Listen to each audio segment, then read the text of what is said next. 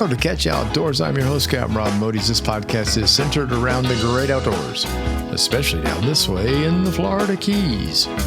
Catch Outdoors is hosted by Spotify, now also available on Apple Podcasts, Amazon Music, iHeartRadio, Google Play, and Stitcher.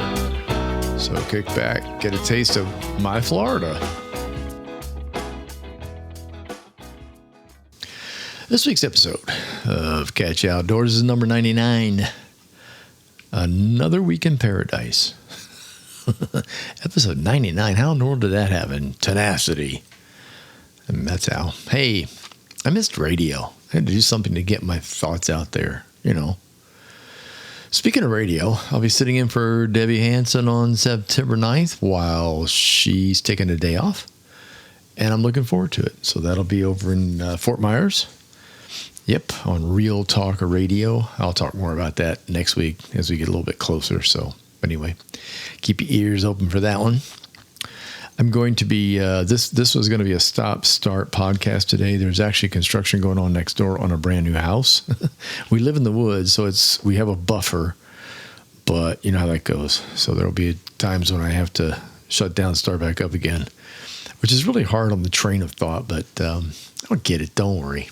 I'm a professional. Fishing report. Well, it wasn't the greatest for me and Jonelle in the backcountry on Sunday. Nope. Of course, it was beautiful back there, but it just wasn't all that wonderful. It was, well, we hooked fish, and we actually got fish to the boat. They got loose. The two we saw were barracuda. We had other bumps around the bushes, but it was really, really slow. I'd say it's the first time I've been skunked in a while, a long while, but you know, I can admit defeat. It was the day was kind of nice. There was a breeze, breezy, about 15 out of the south. So we were up in the backcountry hiding around bushes and stuff, you know, so the run across the bay was a little bumpy, but overall the fishing part was great as far as where we were sitting. Temps were noticeably lower in the water and in the air because of the breeze. And the humidity dropped a little bit for one lousy day. We didn't have any kind of heat notifications, you know, like, oh, you shouldn't go out there today. You're going to cook, that kind of stuff. So I thought that was pretty cool. No pun intended.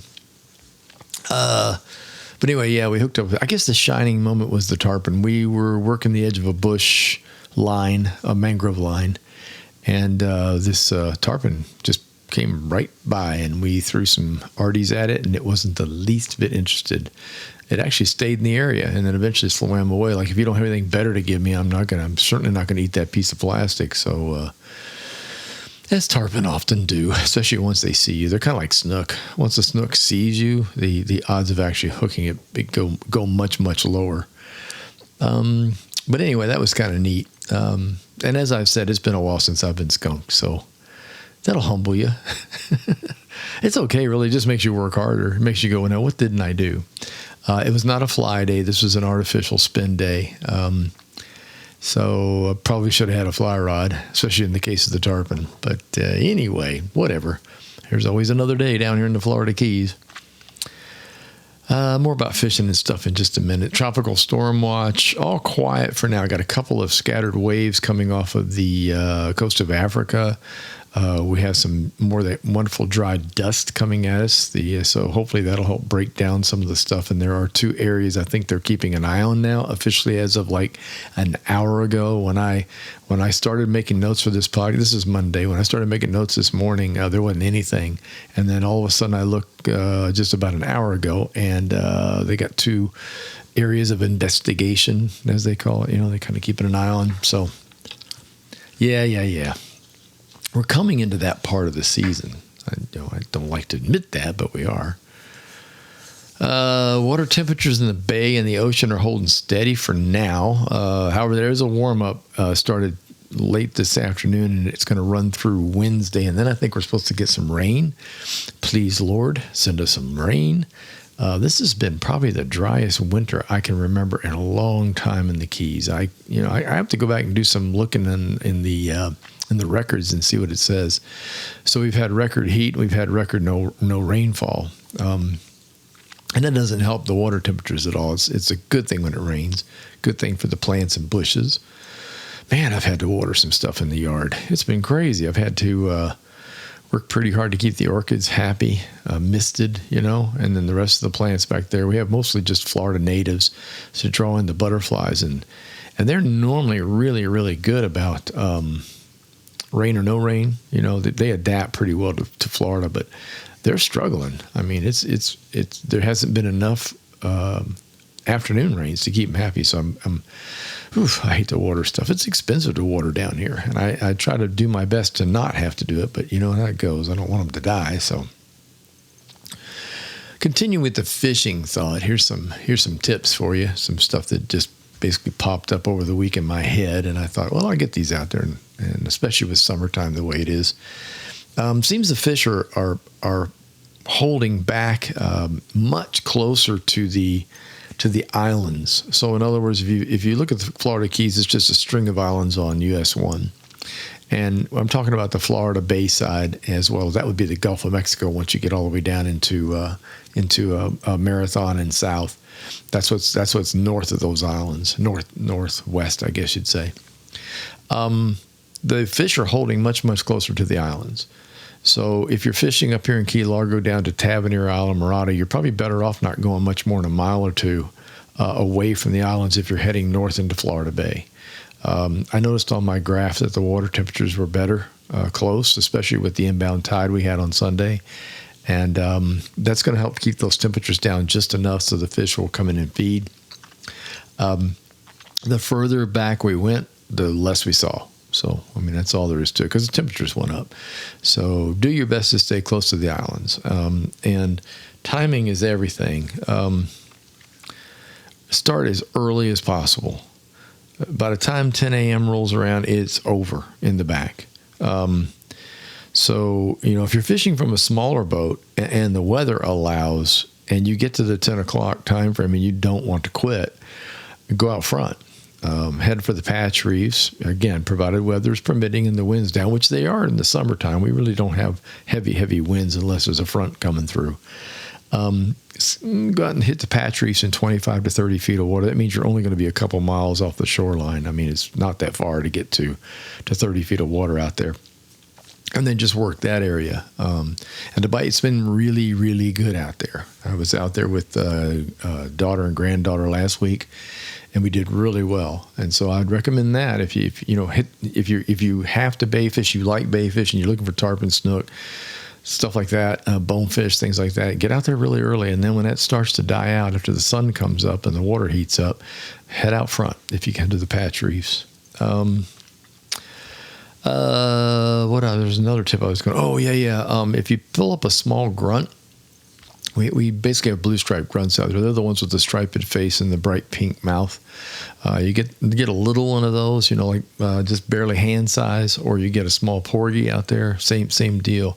Put that on a 3/0 circle. Enough weight to get it down to the bottom and drop it down. There's a real good chance you'll get a grouper or a mutton snapper on. A sizable one, obviously, if it's going to eat something like that. So just deliver them what's already down there if you can, and that might help you out. Artificials are working, but it's a lot of work.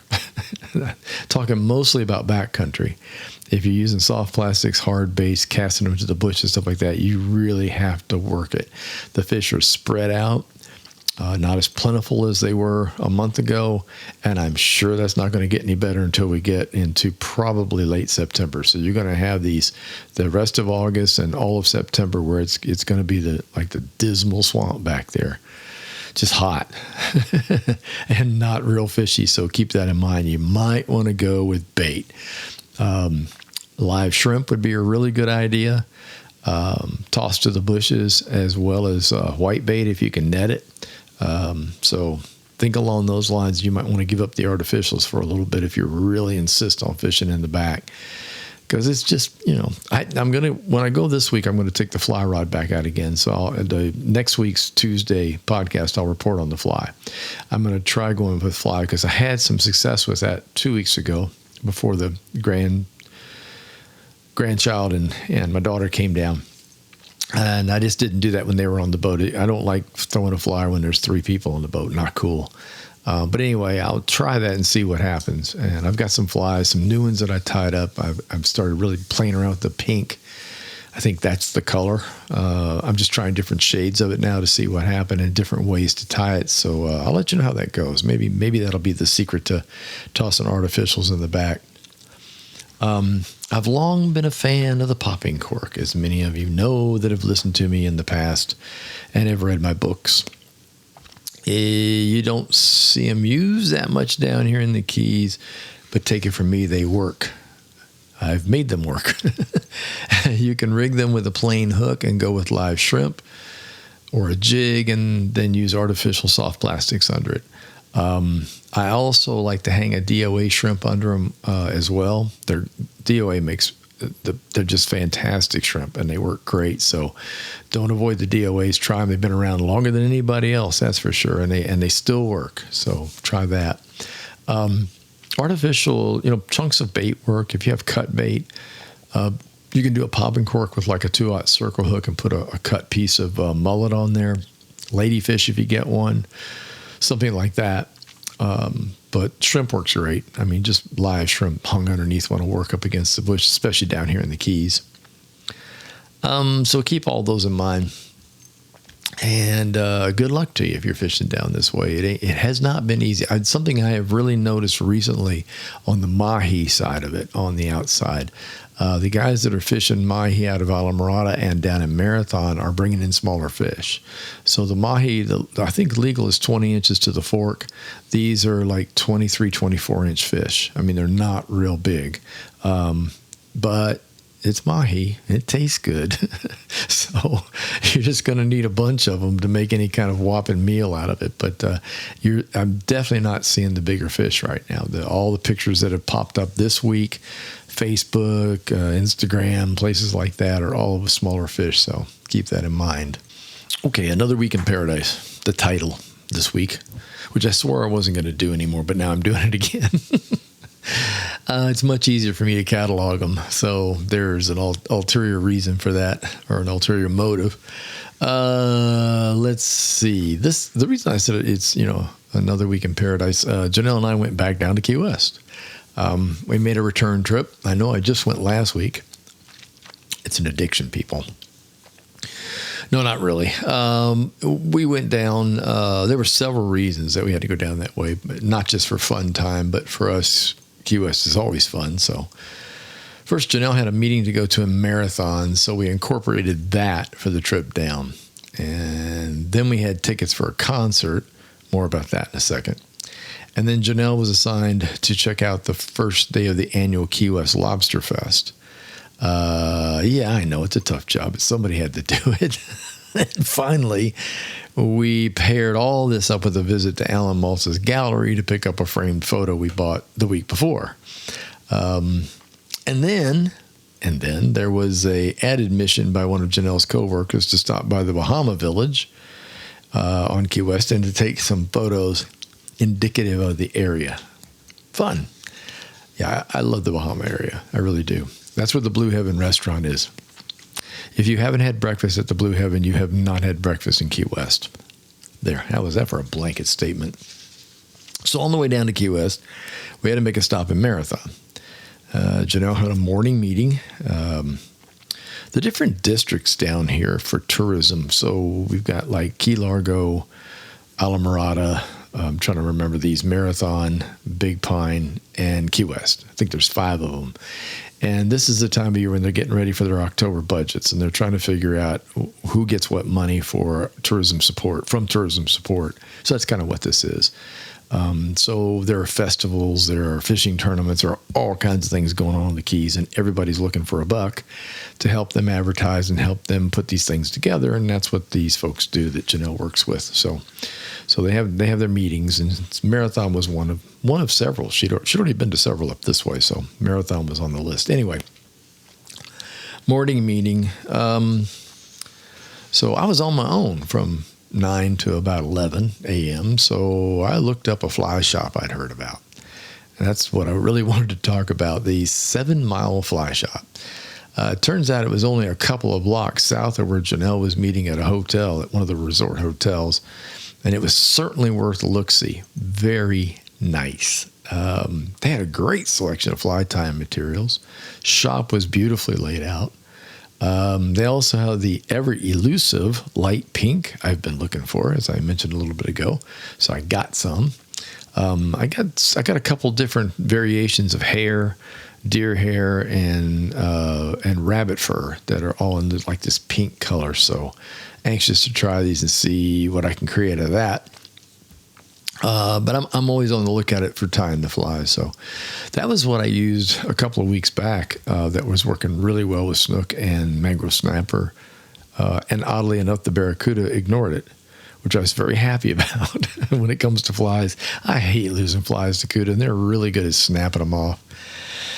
So anyway, but they had a really big selection of hooks, thread, rods, reels, all kinds of fly accessories. The shop is beautifully laid out.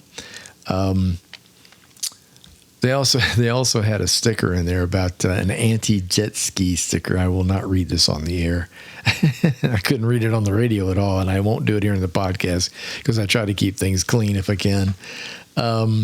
But it made me laugh out loud when I saw it, especially after last week's podcast. If you didn't listen to last week, go listen. You'll understand why the jet ski sticker is kind of funny. And I've already added it to the back of the Jeep just so I can irritate jet ski folks. I really don't like them. Not the folks. Don't get me wrong. I don't like jet skis. Now here's the cool part. Outside along the side of the building, they had a big garden, like a garden-like setting, I guess I'll call it, with a full-size casting pond. Yeah, really cool. Aerated, water control, like filtration system.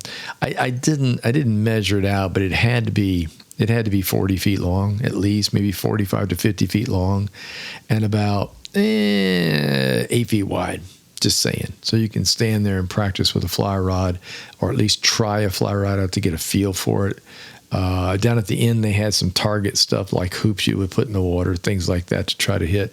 It was great. Taking a lesson with that with a casting pond is just fantastic. And most fly shops just don't have the space for that. I know Nick at 239 Flies takes you outside. He's got a nice little grassy area out there between the parked cars that you can at least cast on. And most people don't even have that. So it was really nice to see this casting pond. I thought, what a great addition. And then they've got a few chairs out there so the spectators can sit around. You can enjoy a libation and watch while these poor souls try to learn to fly cast or watch the guy who's really good at fly casting. So, but anyway, I thought that was really, really neat. Let's see. So if you're ever in Marathon, right-hand side of the road, just before you get to the 7 Mile Bridge, I'd say maybe not even a mile from the bridge. And it's not hard to remember if you think 7 Mile Bridge, it's the 7 Mile Fly Shop. So that, obviously named after the 7 Mile Bridge in Marathon. So check it out. Really, really, really cool. Let's see. What's next on the list? Oh, the concert at the Coffee Butler Amphitheater down in Key West. Let's talk about the heat. We'll start with that first. Man, that was the hottest outdoor concert I've ever been to in my life. And there are no places to sit. You bring your chairs. We opted not to do that because we knew everyone was going to be standing, and the only way you're going to put a chair up is going to be on the hillside so far away from the concert stage. It really probably wouldn't be worth it. Now, hindsight, I would bring them. The chairs are just bulky. It's just hard to carry these things around. I guess what I really need is a little short, like tent camping seat or something, I guess. So it wore this old man out, but it was worth it. The concert was good. The bands were good. I enjoyed listening to all of them. Let's see. The lineup was the Dirty Heads was a lead act. Sublime with Rome was there, and the Little Stranger. The Little Stranger was the warm up band, the number one. It's two guys, and they were great. I really liked listening to them. They were funny. Their banter with the crowd was good, and their songs are great. Matter of fact, I'm going to add that to my my island music list. Sublime, I have a few recordings by them already, and they were really good too. Again, a nice mix of kind of this reggae sound. Dirty Heads, not that impressed. I mean, it was okay. I have a few recordings of theirs, but live it was just like, I don't know, far too much rap, and I'm not really wild about rap. The mixes in between, I mean, it's really interesting. They kind of go all over the place when it comes to music. But it was mostly kind of a rap type thumping sound, and I'm really not into that much. So I'd give the kudos to the startup band, to Little Stranger. If you get a chance to listen to them, you get a chance to hear them somewhere, by all means look them up. I was duly impressed that two guys can make that much music. So especially on stage, it's tricky to do that on stage without a lot of help from other band members and other people. So. But one thing I did notice about the concert that I thought was really great was it was really nice to be in a place where everyone respects everyone else. It was noticeable. The Florida Keys are like that anyway, and Key West especially is like that. A lot of people are there, and a lot of people get along with each other, and a lot of people are from different walks of life, different beliefs, different religions, different countries. I mean, you name it, it's just all over the place when you go to Key West, and you notice that right away if you're an outsider. If you just kind of show up, you look around and go, what in the world? This is like another country. It is, but it's another 7 or 8 or 9 countries all thrown into one place. And that's what I really like about it. So it was nice to see no fights, no uprisings, no arguments, no throwing things at the artist, all the stuff that's been going on in the press when it comes to going to concerts. And it could have. I mean, it could have been caused by the heat, drink, or drugs, but it didn't. And Lord knows there was enough pot in the crowd. Good grief, you could get a contact high just hanging out in the crowd. That was pretty constant all night. If there hadn't been a light breeze, we'd all been stoned. The police noticeably stayed in the shadows, even though the smell of marijuana was ever present. Pretty sure, they just, it was it was fun to watch the police. They were just overseeing it quietly. I drank mostly water. I think I had probably 2 mixed drinks the whole time I was there because it was so damn hot. I know better because I'm old. And the young people seemed to handle it all well, too. One of the coolest things about the concert layout was they had water spray systems to cool off in. I guess I call it like a water spray station, if you will, like you have at some of the restaurants will have that for outdoor seating. And then they also had water stations where you could easily go refill your water bottles. They had big ice water tubs with spigots on them, so you could go refill for ice water. And the bands made sure to tell people, hey, we know you like to party, but it's time to hydrate, so I thought that was great. Love the outside vendors. They had all kinds of tents set up along the way into the concert, and you had all these different vendors where you could go pick up something. Pretty cool. Arrived by cab. I made that note in here to tell you, if you ever go to coffee and you're staying in Key West, just take a cab. I understand parking is murder. We didn't try it. Janelle had been to a concert before there. She went to see Willie Nelson, I think, just a couple of months ago there, and she told me, she said, there's no parking, so just take a cab. And of course, portable chairs would be a good idea. I've learned that as a hindsight. Afterwards, getting a cab would have been a problem, so we walked away from the venue a little bit and found several pedicabs. If you're not familiar with what that is, that's just basically a oversized tricycle with a driver, and you sit in the back. It'll hold 2. Some of them hold 4, but most of them are just 2 people. And we just asked her, take us to some place for dinner that you'd recommend. So and the pedicabs are really very reasonable. Usually like $20 will get you just about anywhere on Key West. So kind of almost the same price as the cab. It was nice, though. She took us to a place that we'd never been before. It's called the Old Town Tavern. Let me make sure I'm writing this down. See, I wrote it down. Oh, here you go. The Old Town Tavern and Beer Garden. It was right on Duval, down at the southern end of Duval. So kind of away from the maddening crowd, if you will. Excellent shepherd's pie. I was hungry, and it's like getting close to midnight. And this was the place, the driver, the gal that drove us there, she said, this place is really great for late night meals. The food's good, stick to your ribs, that kind of stuff. And I saw Shepherd's Pie on there. It's been a while since I've had it. And to me, that is the perfect late night food. You eat that, sticks to your ribs, go to bed, sleep all night. Everything's great. After dinner, we took a walk back up Duval towards Sloppy Joe's. There was a great band playing, but it was just time to head home. I mean, it was like we'd had enough of the live music down at the venue for the last 3 or 4 hours, 5 hours, whatever it was. So, and we're just old. It was time to head to bed, so we did. Next day, the Lobster and Shrimp Fest. Janelle, of course, that was part of her job thing. She purchased opening night dinner tickets there for the annual Lobster Boil. Good move. I think the tickets were like $30 each and well worth it. On the plate, lobster tail, nice size lobster tail, Florida lobster, Caribbean lobster, Key West pink shrimp, red skin potatoes, corn on the cob, and the most delicious cornbread I've had in a very long time. The cornbread was jalapeno mixed.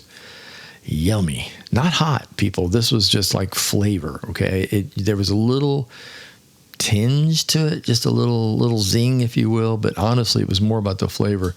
I would love to have that again, love to have the recipe for it. If anybody knows how to make cornbread, jalapeno cornbread, I would love to have a copy of the recipe.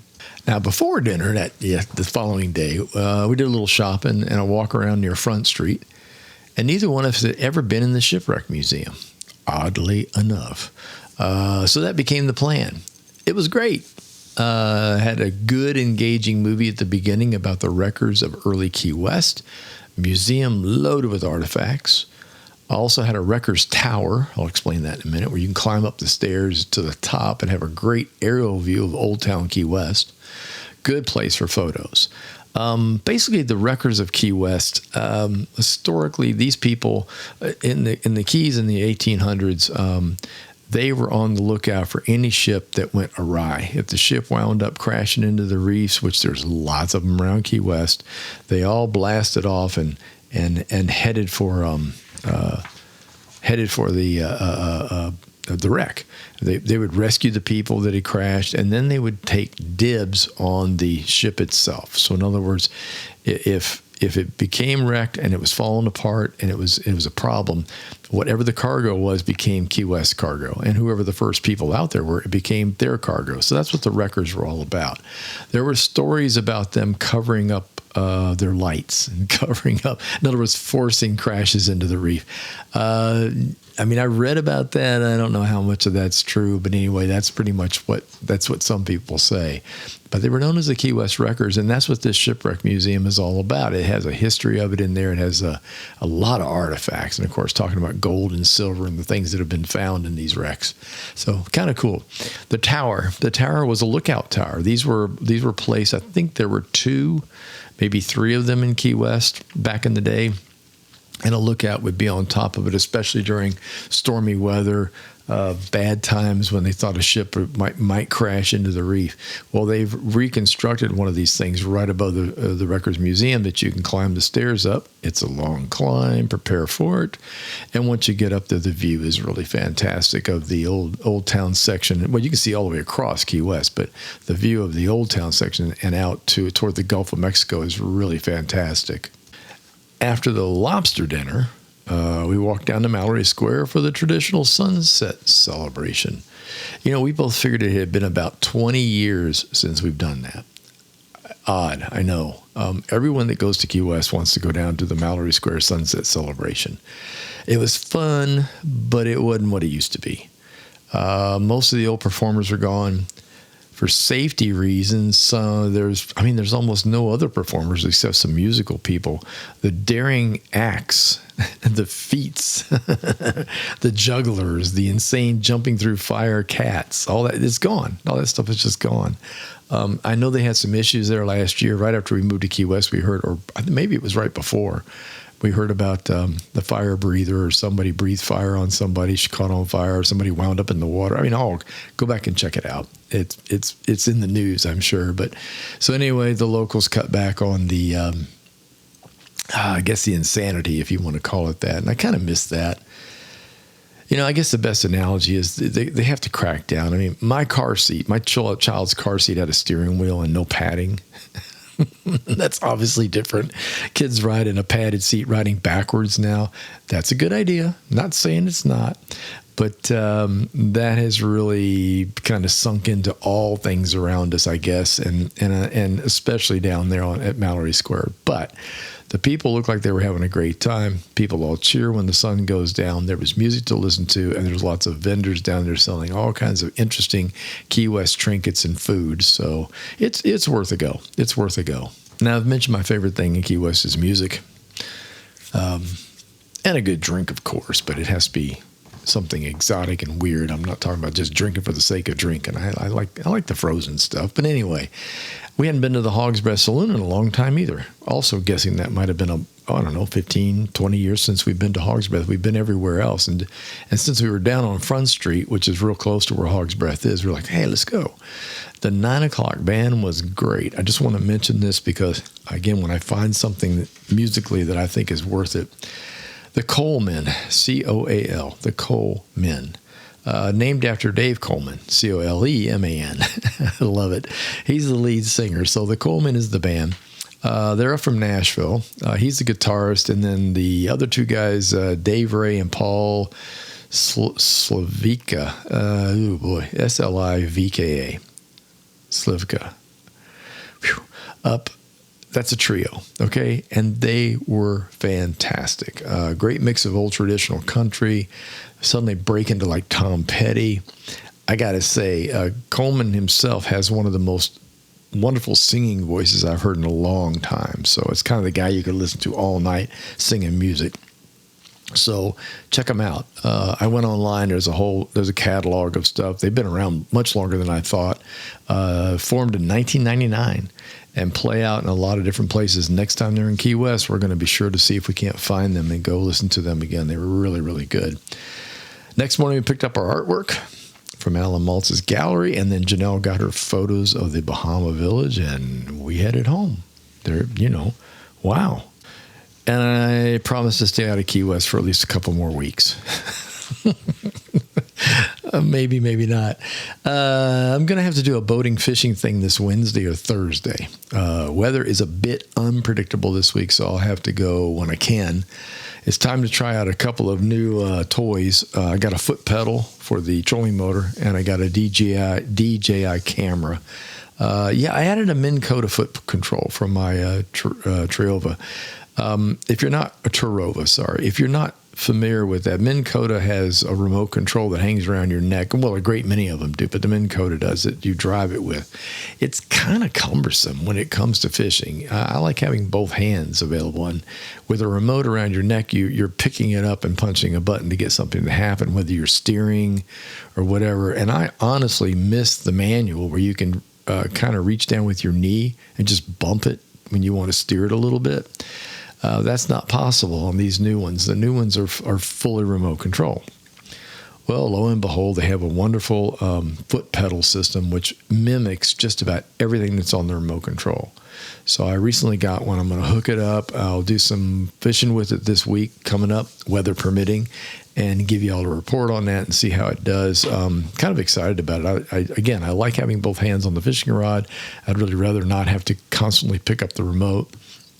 And the remote's fine when you're traveling from spot to spot or when you're searching for fish, but when you're actively fishing, it's kind of a problem. So hopefully this will cure that. Had some recent problems with my GoPro. I've got several of them, but the newest one, it would just quit. It would lock up while it was recording. The good news is while it was recording, so I didn't lose anything, especially underwater. So I checked to see if it was a water problem and did a lot of research by reading a lot of stuff online, and other people were reporting exactly the same problem. The only way you could make it stop and start it over again was to take the battery out of the GoPro and then reinstall it. Well, it's kind of hard to do that when you're snorkeling or when you're underwater. It's actually impossible to do that.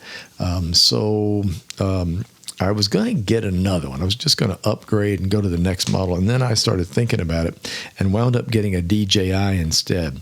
Now, DJI makes I've had their drones for years, literally back 9-10 years ago when drones became a thing. I bought a DJI. Eventually I bought a professional, and then the super duper professional, and I love their product. It takes gorgeous pictures from above. And so I thought, why not? They've got this camera they call the Osmo Action Camera. I thought, and it's priced exactly like the GoPros. It has the same sort of features. However, it has a stabilization feature built in that's better than the GoPro, in my opinion. And so I really want to give it a try. I've watched some videos that people have taken with it. And I thought, you know what? I'm going to give that a shot. So I've added that to my fishing repertoire for shooting videos and stuff out on the water. So I will let you know how it goes. I'm pretty excited about the stabilization part. That's the hardest thing on a boat. When a boat's moving around, the last thing people want to see when they're watching a video is the bow rising up and down until they too get seasick. So stay tuned for next week.